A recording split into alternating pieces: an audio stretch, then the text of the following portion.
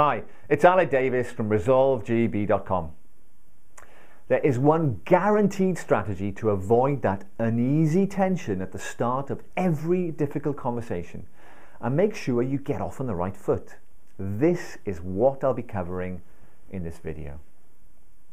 Starting a difficult conversation the right way will help you feel in control and help the person you're having the conversation with feel relatively at ease. But if you get off to the wrong start, it can lead to all sorts of problems.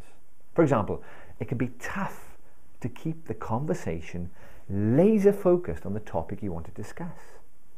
It can be tough to stay balanced and composed when the other person becomes defensive before you've even dived into the bigger issues of your conversation.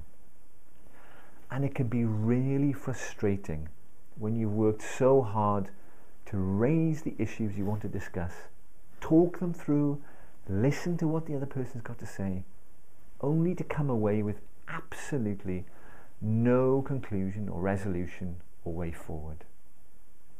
So this strategy is going to be absolutely crucial if you want to avoid all those stumbling blocks and potential mishaps.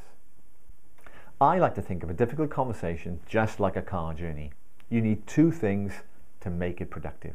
First, you need to know where you're going, a destination point. This is the purpose for having your conversation. Second, you need a roadmap. This is your process for reaching your destination. Now, in the good old days, before sat-navs became a common feature in most of our cars, if I was heading off on a journey to somewhere unfamiliar or a place I'd never been before, I would always spend 10 minutes studying the map to plot out my journey beforehand. I'd think about the route I needed to take. I'd decide whether I wanted to go across country or take the motorway, and I'd figure out where would be a good place to stop and pick up a cup of coffee or a sandwich or take a break. This would also help me estimate how long the journey would take. And I did this because when I jumped in the car, I'd have a pretty good idea of the route I needed to take in order to get where I was going. Now that sounds simple, right?